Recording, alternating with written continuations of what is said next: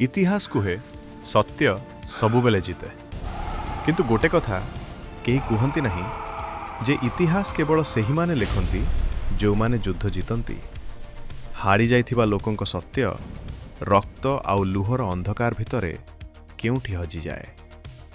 आजी मु आपनकु आम समाजर एपरि एक कहानी सुनाइबी जहाकु आपण बहिरे केबे पढ़ी नथिबे। आज मु आपनकु नै जीवी एक घन अरण्यर गभीर को जेउठी बास करथिला एक मनीष जहाकु सभ्य समाज डाकुथिला रावण।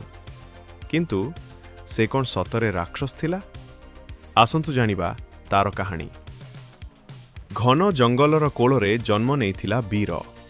गछर पत्र झड़िले भी ताकु कष्ट होउथिला। तार हसरे जंगलर झरणा गुंजरी उठुथिला आउ तार क्रोधरे जंगलर पवन दिग बदलाउथिला। वीर पई तार सान भौणी थिला तार पूरा दुनिया। तांको पिता पिलादिनु सिखाइथिले वीर ए माटी ए जंगल होउछि आमर जन्मदात्री माँ।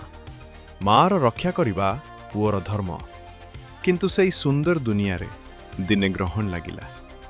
सहररु किछि बड़ बड़ गाड़ी आसिला, मेसीन आसिला। कोट पैंट पिंधिथिबा किछि लोक आसी जंगलर माप नेले।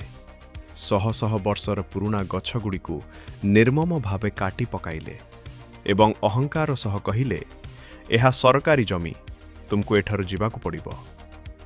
विकासर नारे विनाशर एही खेळ देखि वीरार रक्त टकमक होई फुटी उठिला।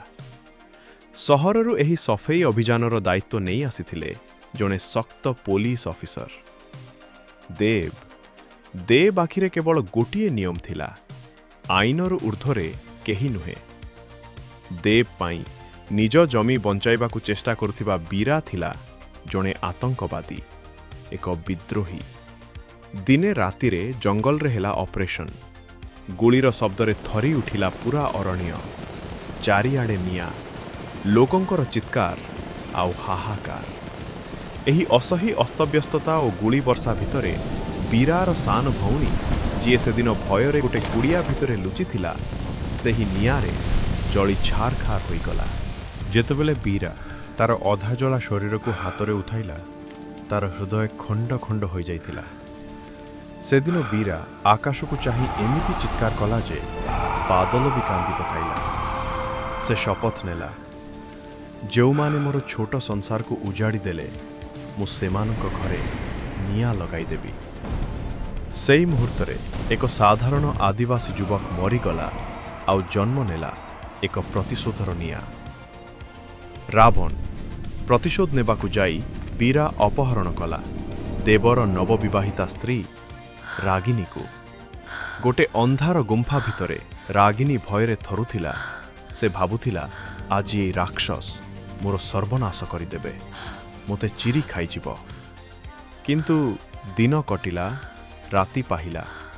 रागिनी गोटे आश्चर्यजनक कथा लक्ष्य कला। वीरा ताकू गोटिए भी आंच आसिबाकू देई नथिला। से ताकू निजर खाद्य देउ देउथिला किंतु केबे खराब नजर रे ताकू छुई नथिला। गोटे रातिरे रागिनी देखिला वीरा निज भौनीर एक पोड़ा कंढेई को धरी छोट पिलांक भली कांदुची। रागिनी बुझीगला हे लोकटी राक्षस नुहे, ए होउछि एक भांगी जाइथिबा मनीष जहाकू व्यवस्था राक्षस बनै देइछि। अन्यपटे निज स्त्री को खोजी खोजी देबो निजर फोर्स सह जंगल रे पहुंचिला। वर्षा राति आकाश रे घड़घड़ी सह बिजुली मारुथाए। पहाड़ उपरे मुहामुही हेले वीरा एवं देव। दुहे भाबुथिले सेमाने निज निज जगार ठीक। युद्ध हेला भयंकर। रक्ताक्त संघर्ष परे वीरा आहत होई पहाड़ खात कूलरे पड़ीगला। देव निज बंधुक वीरा आड़कू देखाइला किंतु गुली चलाइबा पूर्वरु से पछकू बुली रागिनी को चाहिला एवं जेउ कथा देव कहिला ताहा रागिनीर हृदय को छुरी भली भेदिगला। देव पचारिला, तुमे एते दिन एई जंगली सह थिल? तुमे पवित्र अछ त? ए तुमको किछि करी नहीं त? जेउ स्वामी ताकू रक्षा करिबाकू आसीथिला सीए तार चरित्र उपरे संदेह करथिला। एहा थिला आधुनिक जुगर एक नुआ अग्नि परीक्षा।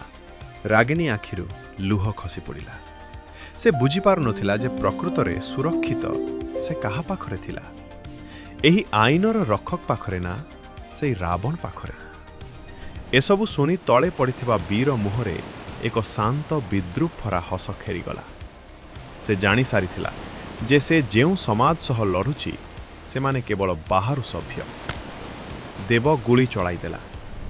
ବୀର ପାହାଡ଼ରୁ ତଳକୁ ଖସି ପଡ଼ିଲା ସେଇ ହସିଲା ମୁହଁରେ। କାହାଣୀ ସିନା ସେଇଠି ଶେଷ ହୋଇଗଲା, କିନ୍ତୁ ଏକ ବଡ଼ ପ୍ରଶ୍ନ ଛାଡ଼ି ଦେଇଗଲା ଆମ ସମସ୍ତଙ୍କ ପାଇଁ। ଏବେ ଆପଣ କୁହନ୍ତୁ, ପ୍ରକୃତ ରାବଣ କିଏ ଥିଲା?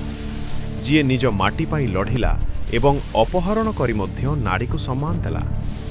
ନା, ଯିଏ ଆଇନର ପୋଷାକ ପିନ୍ଧି ଗୋଟେ ନିଷ୍ପାପ ଝିଅର ଜୀବନ ନେଲା ଏବଂ ନିଜ ସ୍ତ୍ରୀର ଚରିତ୍ର ଉପରେ ସନ୍ଦେହ କଲା?